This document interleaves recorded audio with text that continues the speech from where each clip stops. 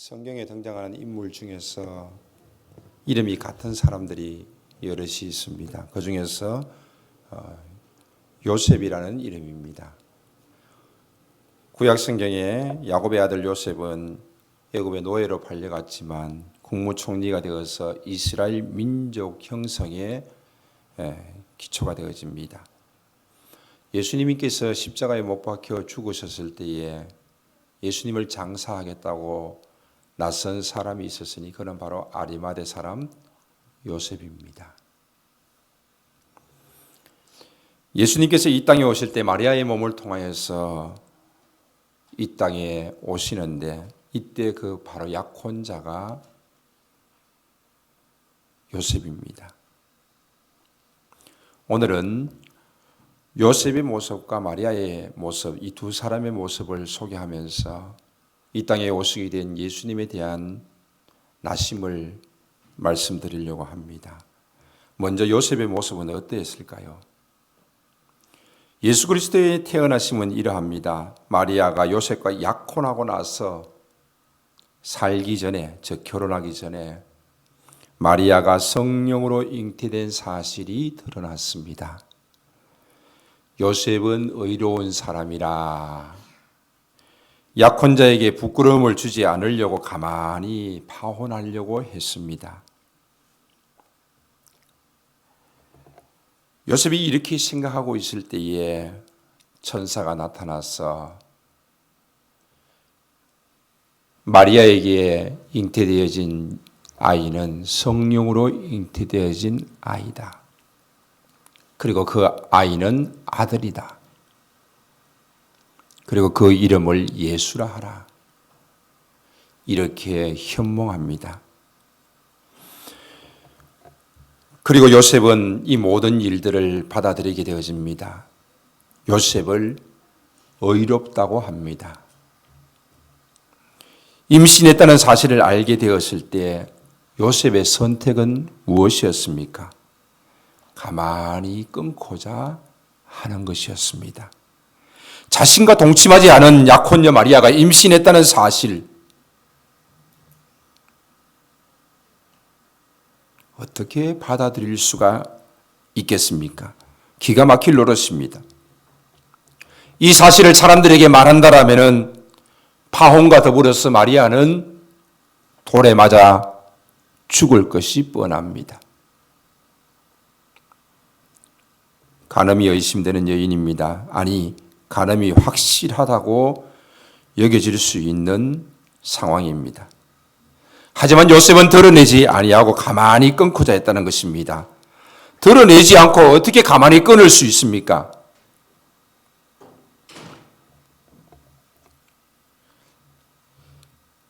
마리아 지방과 마리아는 비웃음거리가 될 것입니다. 결혼하고 출산한 후에 그 어떤 이유로 파혼하려고 하는 것입니까? 마리아와 그의 집안을 생각해서 그는 가만히 끊으려고 했습니다. 배려했다는 거지요.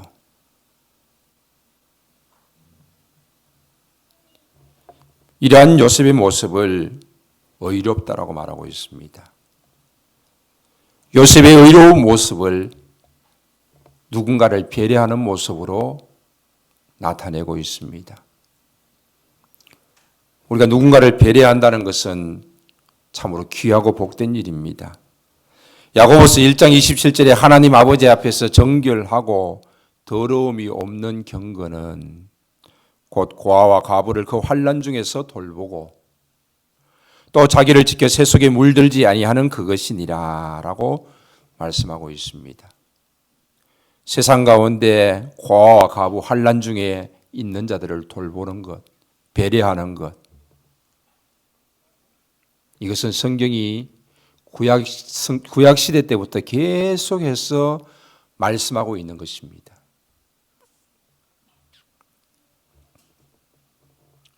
성령으로 잉태된 아이, 남자 아기, 그 이름 예수, 그가 자기 백성을 저희 죄에서 구원할 자이다. 선지자로 약속하신 것이 이루어집니다. 성령으로 잉태되었습니다.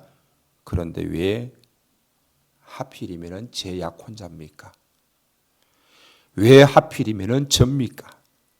평범하고 조용하게 살 수 없습니까? 그러나 그는 주의 천사의 분부대로 순종하게 되어집니다.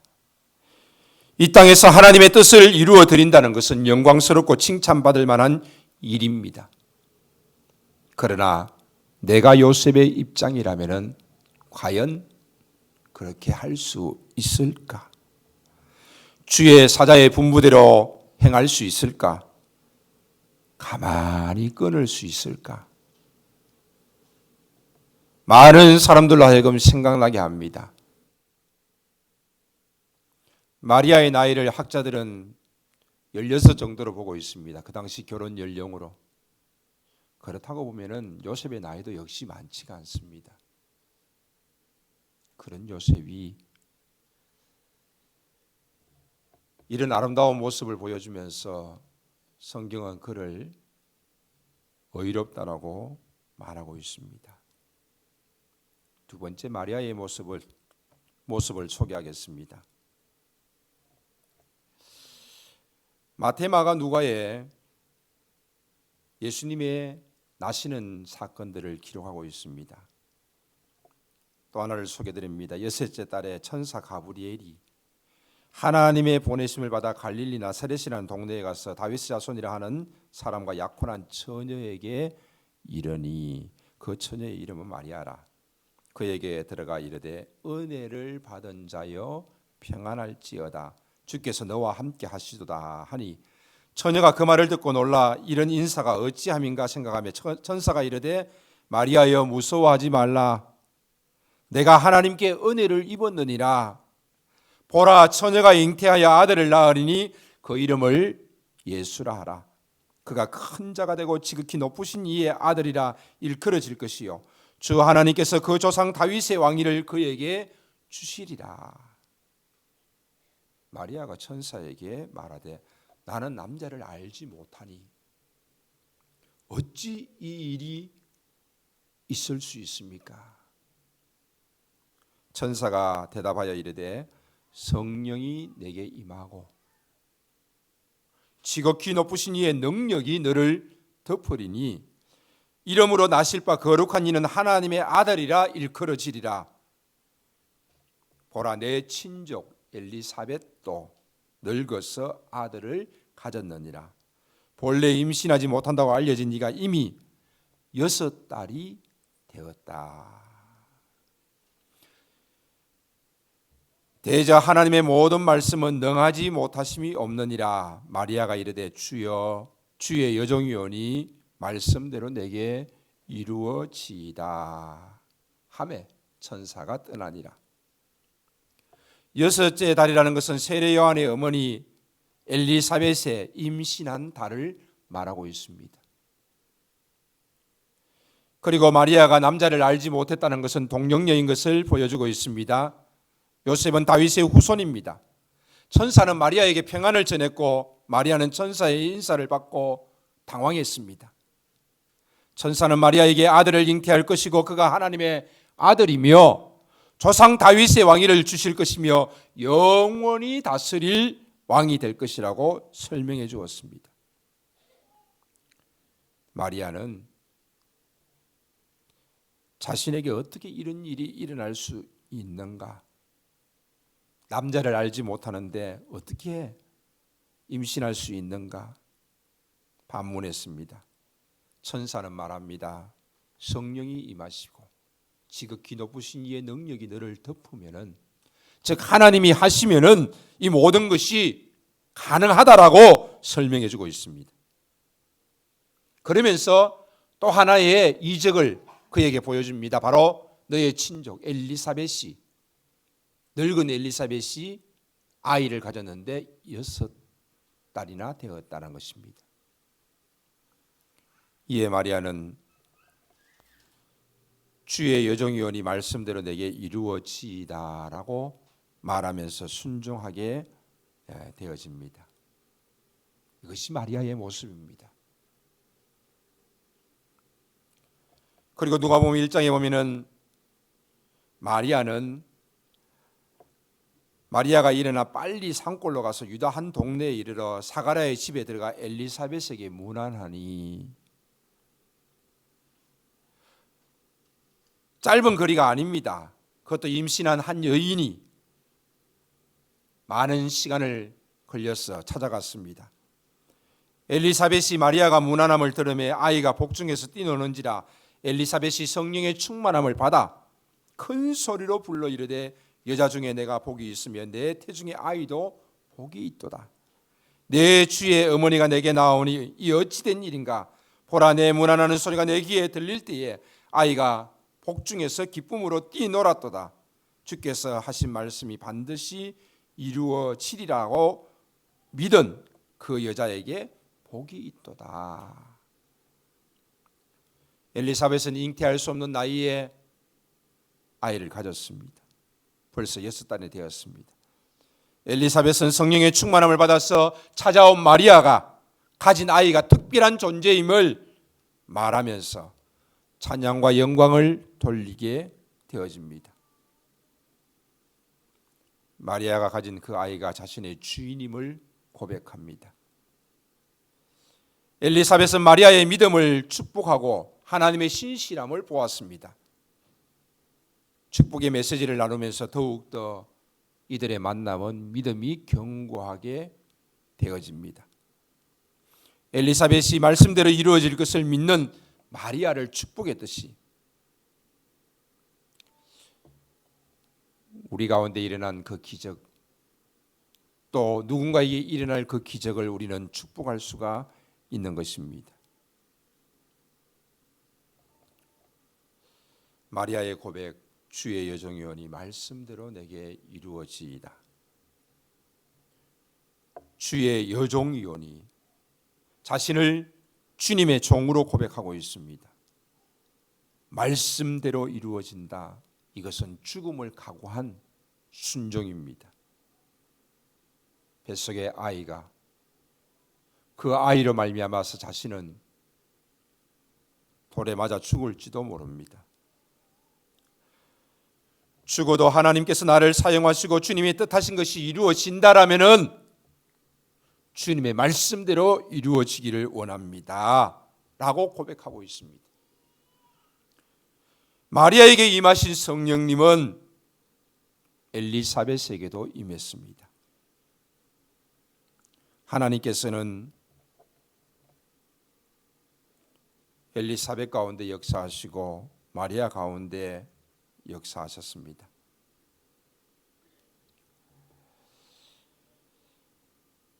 하나님께서 우리를 부르시고 때로는 하나님께서 우리를 특별한 길로 인도하실 때가 있습니다. 그 특별한 길이라는 것은 내가 생각한 길이 아닙니다. 내가 이해되어지는 길이 아닙니다. 이러한 때에 우리는 이것을 어떻게 받아들여야 될지 모를 때가 대부분입니다. 이해가 되지 않는 거지요. 내가 생각한 길이 아닌데 이 길을 가면 분명히 마리아가 돌에 맞아 죽는 것처럼 나에게도 엄청난 피해가 올 수 있는데 하나님의 특별한 길로 인도하실 때 우리의 반응은 어떠합니까? 그때 우리는 어떻게 기도합니까? 대부분의 사람들은 자기들이 계획을 세워놓고 그 계획이 이루어지기를, 또 하나님이 도우시기를 기도합니다. 그러나 이것은 우리의 잘못된 기도 중에 하나입니다. 계획을 세워놓고 기도하는 것이 아니라 계획을 세우기 전에 기도하면서 하나님의 도움을 구하며 그 계획을 세우고 그 길을 인도하시며 도와주실 것을 기도해야 하지 않겠습니까? 모든 계획 다 세워놓고 그저 하나님 도와주셔야 합니다. 그것은 세상 사람들도 우상에게 기도하는 방식입니다.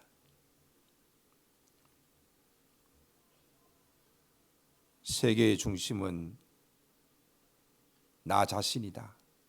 그런 사람들은 자신이 계획을 세우고 자신의 계획이 이루어지기 위해서 신이 필요하고 신의 도움이 필요한 것입니다. 그러나 우리는 하나님 중심의 사람을 추구하는 우리의 신앙은 이런 기도가 아닌 것입니다. 계획도 하나님께 기도하면서 세우고 그 가는 모든 길도 하나님께서 인도하는 대로 걸어가고 하나님의 도우심을 구하는 것입니다. 바로 특별한 일이 생길 때 내가 이해하지 못하는 그 일들이 내가 갈 수 없는 그 길들을 내가 가게 될 때에 우리는 하나님의 그 계획 앞에서 순종할 수 있는 모습들이 필요한 것입니다. 하나님의 인도하심은 나의 모습을 통하여서도 나타날 뿐만 아니라 내 주변의 모습을 통하여서도 나타납니다. 마리아에게 역사하신 그 하나님은 엘리사벳에게도 역사하셔서 더욱더 마리아가 그 일들을 받아들일 수 있도록 확신을 주셨던 것입니다. 그러므로 우리는 특별한 길을 걸어갈 때에 그 길에 순종할 수 있는 우리의 믿음의 모습들이 필요합니다. 계획을 세우고 기도하면서 하나님의 도움을 구하는 것이 아니라 계획을 세우기 전에 그 계획 가운데 하나님께서 간섭하시고 인도해 주실 것을 구하면서 기도해야 하는 것입니다. 그러면서 계획을 세워야 하는 것입니다. 그럼에도 불구하고 이해할 수 없는 일들을 하나님께서는 우리에게 행하실 수 있다라는 것입니다. 설교를 들을 때도 마찬가지입니다. 자기의 생각이나 자기의 철학을 다 정해놓고 말씀을 들으면서 자신의 변화를 요구합니까? 무슨 변화가 있겠습니까? 나의 생각에 동의되는 말씀은 아멘으로 화답합니다. 그러나 동의되지 않는 말씀은 거부할 뿐입니다.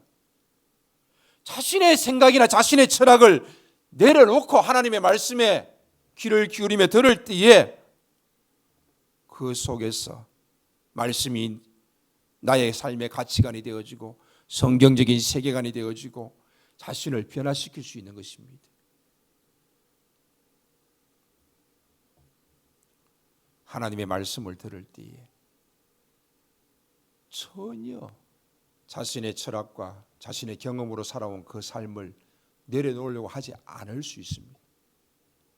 오죽했으면 제자 훈련도 40 넘은 사람은 하지 말라고 했을까요?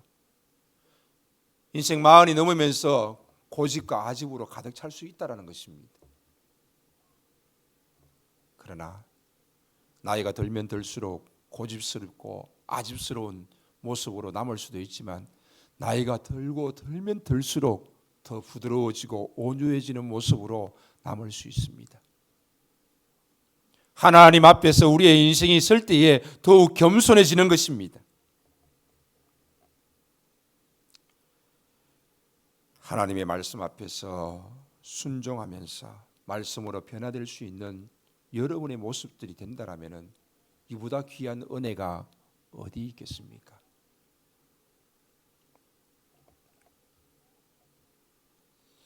계획한 일들이 순조롭게 이루어지기를 원하지만은 나의 계획과는 전혀 상관없는 일들 하나님께서 계획하시고 하나님께서 인도하시며 하나님께서 나를 통하여서 이루시기를 원하는 때가 있습니다. 바로 이러한 때는 하나님의 특별하신 사랑의 손길이 임할 때입니다. 나의 계획과 맞지 아니하게 인도하시고 나의 생각과 맞지 아니하게 하나님의 말씀이 들려지고 하나님의 특별한 손길이 내게 임하는 것입니다. 하나님께서는 직접 우리의 일에 개입하셔서 특별한 일을 요구하기도 하시고 다른 사람의 손길을 통하여서 그 일에 확신을 주기도 하십니다. 내 생각이나 내 뜻이 아닌데 왜 하나님께서는 내가 생각하지 않고 계획하지 않은 일들을 때로는 직접, 때로는 환경을 통하여서, 때로는 사람을 통하여서 우리에게 끊임없이 요구하시는 것입니까? 이때 우리는 어떻게 대해야 합니까? 어린 마리아는 자신에게 주어진 말씀과 또 엘리사벳을 통하여서 나타난 그 일들을 보면서 주의 여종이오니 주의 말씀대로 내게 이루어지이다 순종하게 되어집니다.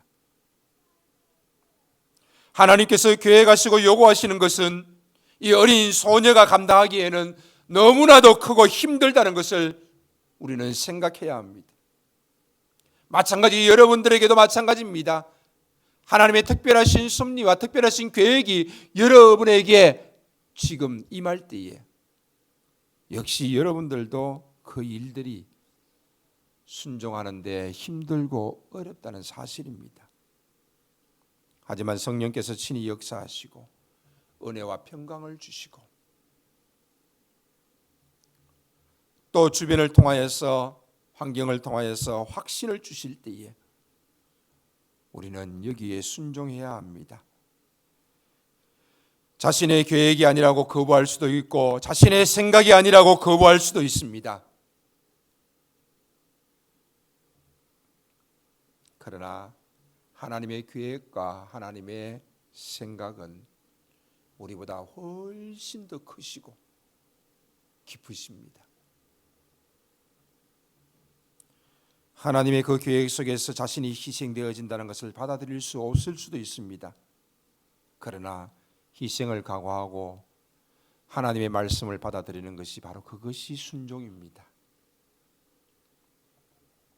성령께서는 마리아에게 은혜와 평강을 주시고 아이를 잉태하게 하셨습니다. 이게 무슨 성령의 역사인가 의아해할 수 있습니다. 하지만 잉태할 수 없는 엘리사벳에게 잉태의 소식을 알려주고 그것을 확인함을 통하여서 자신에게도 일어나는 그 일들을 받아들이게 하셨던 것입니다. 하나님께서는 우리를 통하여서 일하실 때에도 반드시 우리에게 확실한 믿음을 주시고 우리의 주변과 환경을 통하여서도 하나님이 역사하시는 줄로 믿습니다. 때로는 내가 이해할 수 없을 정도로 하나님께서 나를 강하게 붙드시고 나를 사용하실 때도 있습니다. 나의 생각과 계획보다 훨씬 더 좋은 길로 우리를 인도하실 때도 있습니다.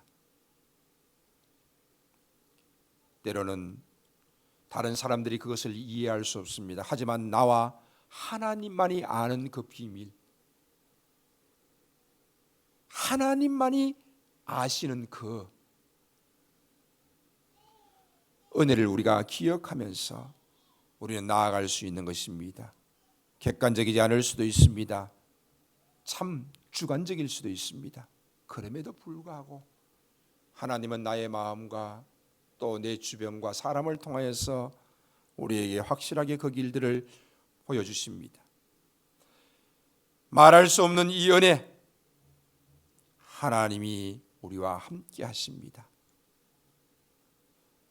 환경과 사람을 통하여서 나에게 주시는 말씀을 통하여서 더욱더 내가 확고하게 행할 수 있도록 믿음을 주십니다. 동정녀 마리아의 몸에 예수를 잉태하게 하신 분도 하나님이십니다. 늙은 엘리사벳의 몸에 세례 요한을 잉태하게 하신 분도 하나님이십니다. 그 하나님은 일의 시작이요 마지막이 되시는 줄로 믿습니다. 그분의 일하심이 인정되어지는 우리의 삶, 우리의 길에는 하늘에는 영광이요 땅에는 평화와 축복이 있을 줄로 믿습니다. 우리는 가끔 나도 모르게 나오는 행동과 말들을 할 때가 있습니다. 나의 본성이나 성품 이상의 행동과 말입니다. 그러면서 우리는 이 일들이 하나님이 하셨다는 것을 느낄 때가 있습니다. 정말 힘들고 어려울 때에 잘 견뎌내었던 지난 날들을 기억합니다. 다시 그런 일이 온다면 견딜 수 있을까라는 생각이 들 정도입니다. 하나님이 도우셨구나 라는 생각이 듭니다.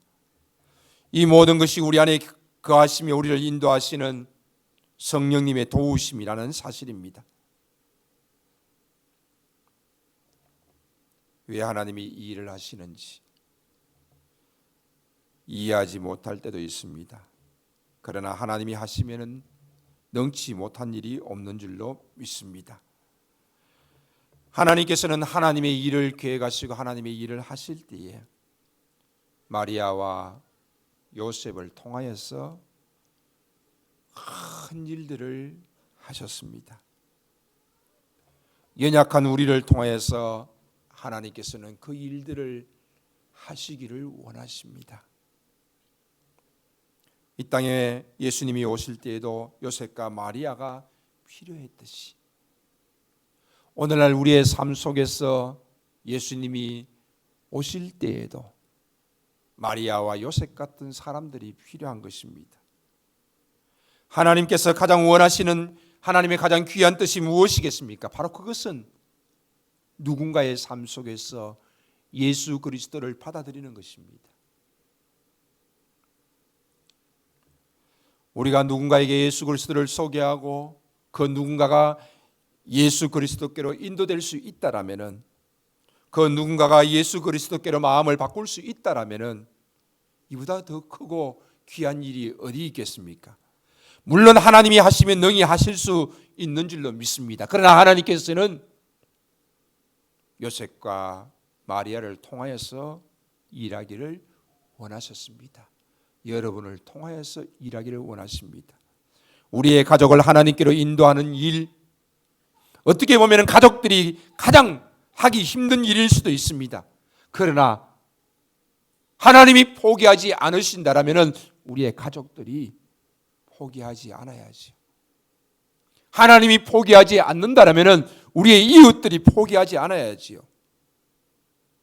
하나님의 하시는 일에, 그 특별한 일에 여러분들이 순종하는 자가 되어져서 하나님의 계획과 하나님의 뜻에 쓰임 받기를 원합니다. 요셉은 의로운 사람입니다. 마리아는 주의 여종이오니 말씀대로 이루어지기를 원합니다. 믿음의 고백을 한 사람입니다.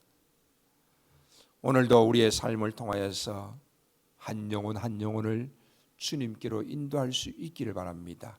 우리의 가족들에게,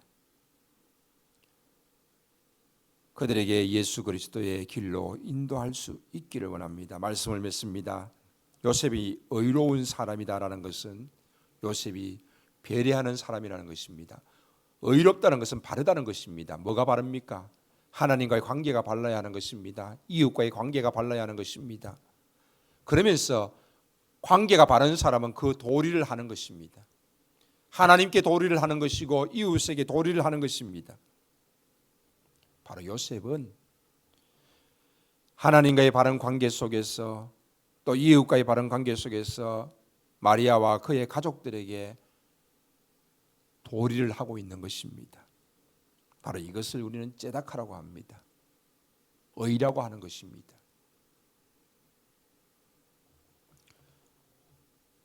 (2022년도) 성탄을 맞이하여서 오늘 이후에 우리의 삶은 이 의의 삶이 나타날 수 있기를 바랍니다. 째다카의 삶이 나타날 수 있기를 바랍니다. 누군가를, 고아와 가부와 또 환난 당한 자들, 또 누군가에게 내 도움이 필요한 사람이 있다라면은 우리가 그 사람을 배려하면서 도와줄 수 있다라면은 좋겠습니다. 강도 만난 자가 있습니다. 그는 어떤 사람입니까? 유대인입니까? 이방인입니까? 제사장도 그냥 지나쳤습니다. 레위인도 그냥 지나쳤습니다. 그러나 사마리아 사람은 그를 보고 그가 자신의 이웃임을 고백하게 되어집니다. 그는 지금 강도를 만나서 옷이 벗기워지고 그만 죽게 되어졌습니다. 그 모습은 바로 자신에게 이웃이었습니다. 그래서 그는 자기가 할 수 있는 것을 다 하여서 그를 돌보아 주었던 것입니다. 바로 이것이 의입니다. 2022년도 성탄 이후로부터 하루하루의 삶 속에서 여러분들이 누군가에게 도움을 줄 수 있기를 바랍니다. 하루에 한 가지씩, 하루에 3가지씩 나는 누군가에게 꼭 도움을 주겠다. 오늘 나에게 도움을 받을 수 있는 사람, 그가 누구일까? 그 도움이 어떤 도움일까? 하나님께서는 나에게 또 어떤 사람들을 허락하실까? 아주 작은 일이 될 수도 있습니다.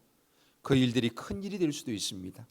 그러나 우리는 누군가를 도울 수 있으면서 살아갈 수 있는 그런 모습들이 될 수 있기를 바랍니다. 2022년도 성탄 이후의 우리의 삶은 바로 이 의가 나타나는 삶, 바로 그 삶이 될 수 있기를 바라고, 또 여러분의 신앙의 모습 속에서 하나님의 특별하신 손길이 있고 특별하신 계획이 있을 때에 순종할 수 있는 여러분들의 모습이 되어질 수 있기를 주의 이름으로 축원합니다. 아멘. 기도하겠습니다.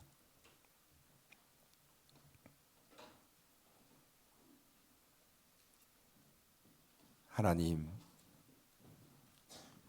매번 다가오는 성탄 속에서 세상 사람들은 세상의 즐거움을 추구하고 있습니다. 그러나 오늘 2022년도 성탄을 통하여서 우리의 마음에 다시 한 번 더 새로운 다짐을 할 수 있게 하여 주시옵소서.